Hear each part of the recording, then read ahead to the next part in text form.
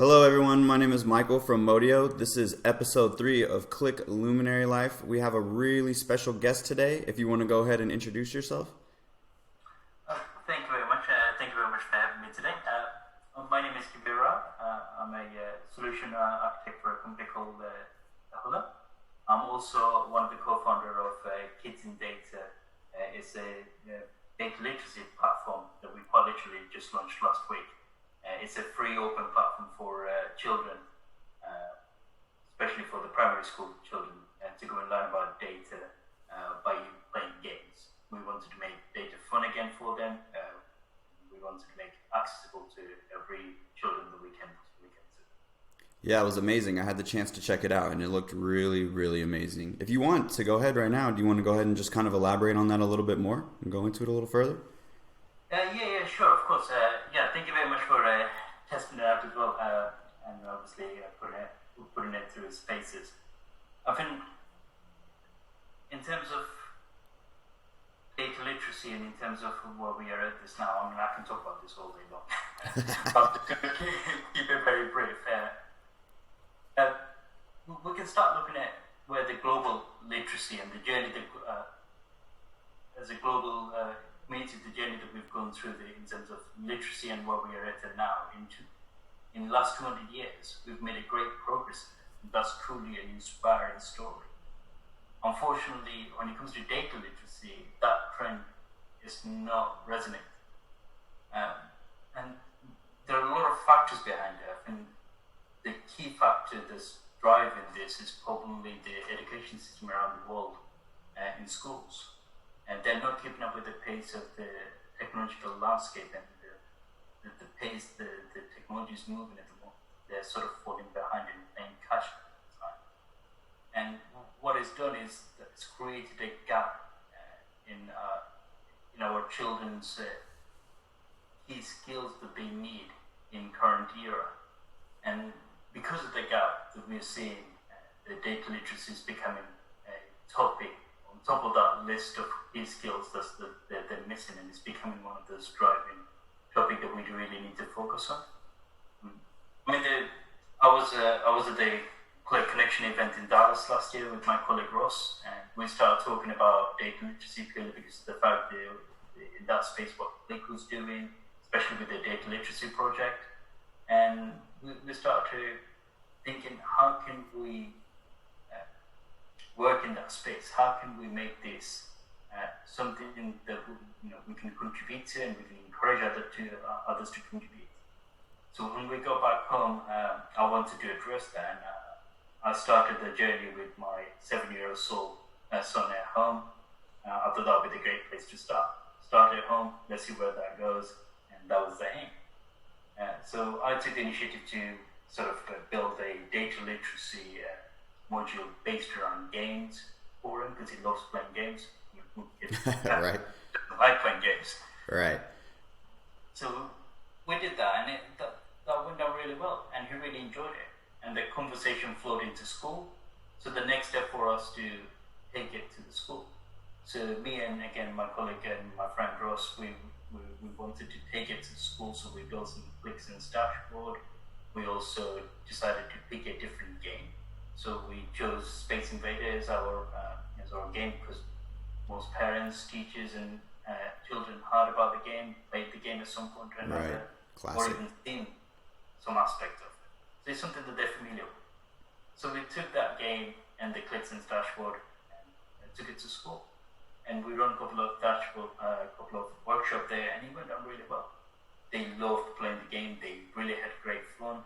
And then when we started showing their data in Qlik, we started to show the data visualization, they got really interested and they got really behind it. They wanted to know more, and they were asking questions. They were really engaged. Even the maths teacher actually came up to us after the session, and she was saying that, we tried to get them engaged, and it's very hard to capture that type of engagement from children. But you've done a great job by introducing the game, because that got them really interested, and they really wanted to see how they're doing and how their data can be displayed on different things, and how to read and how to make sense of it. And I think it started all from there, and we were really encouraged from the feedback we got.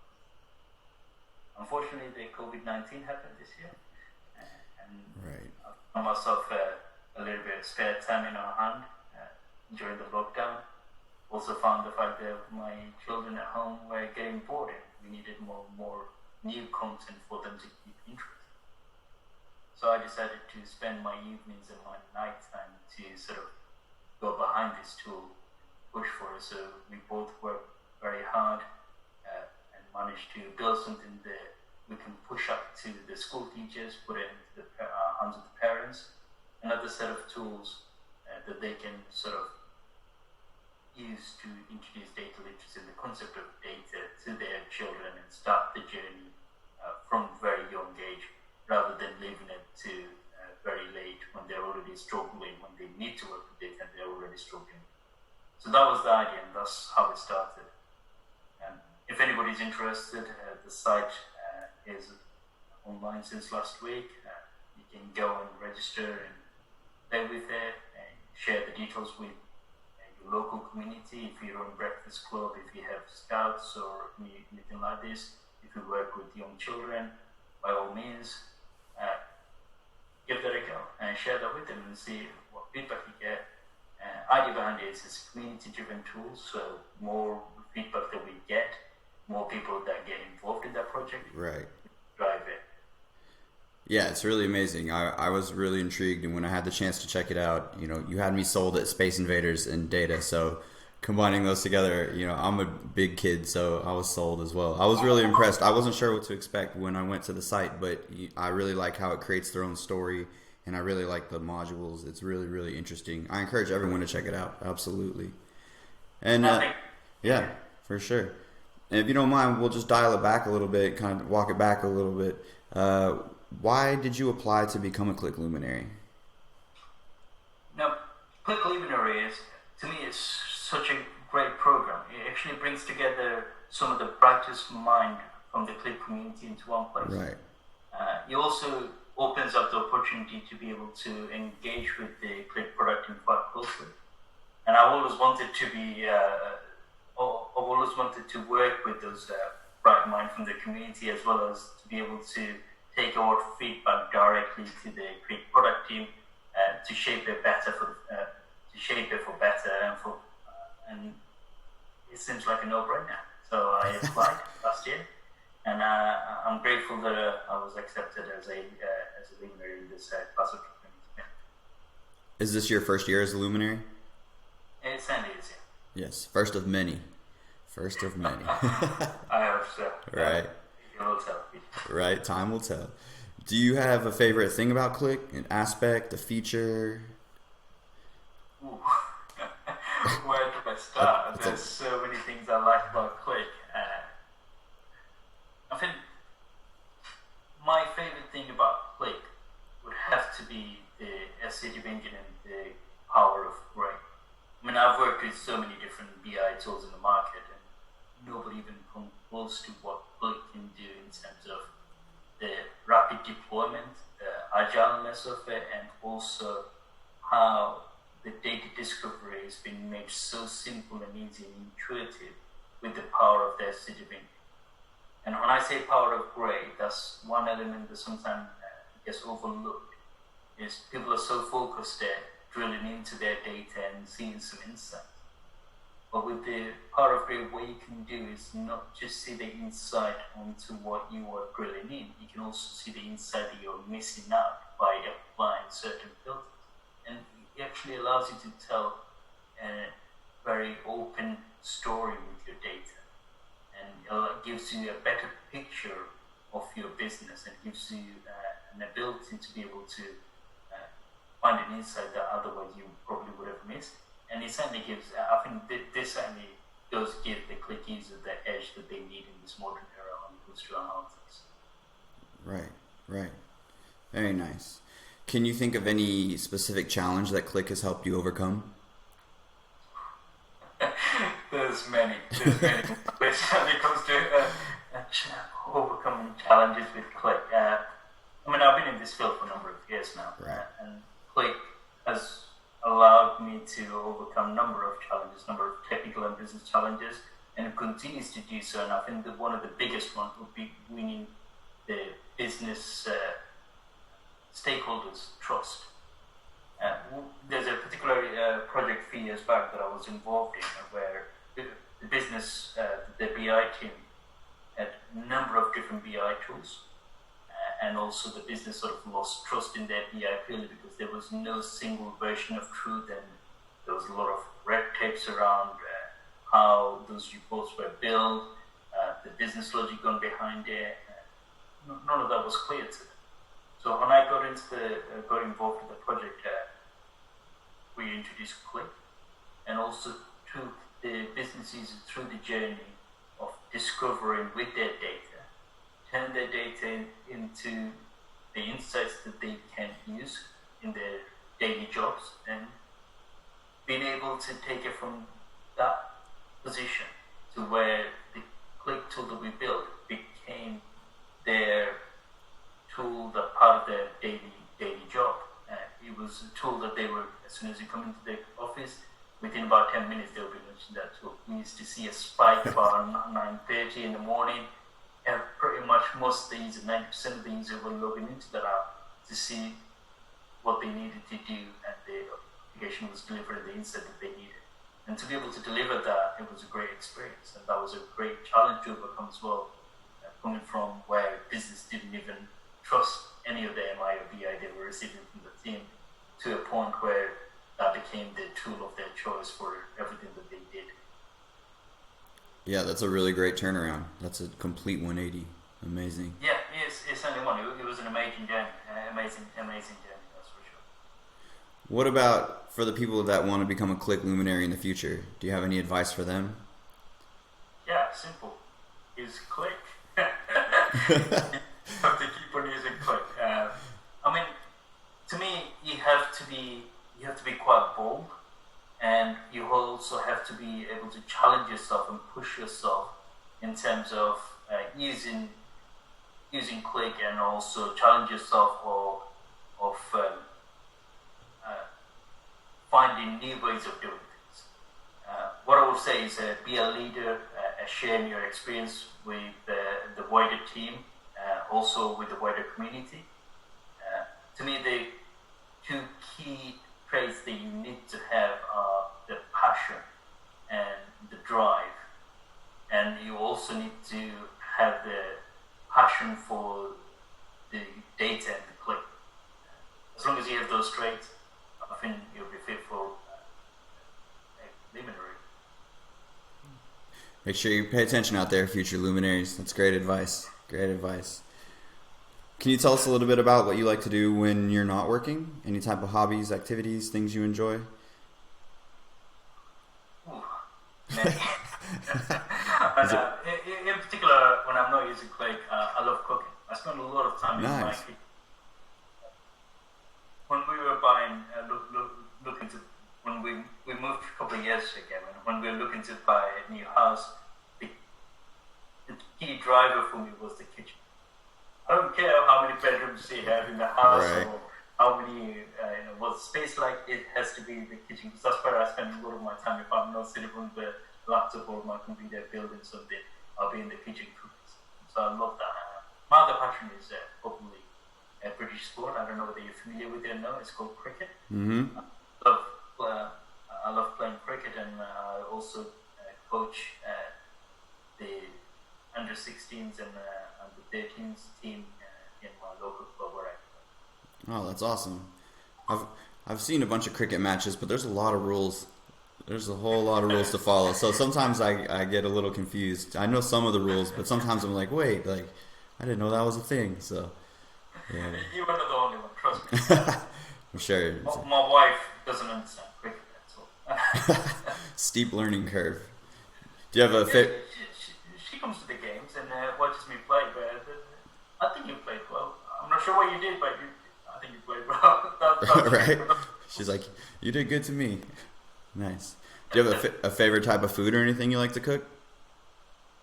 No, I like to cook all different types. Anything really. It depends on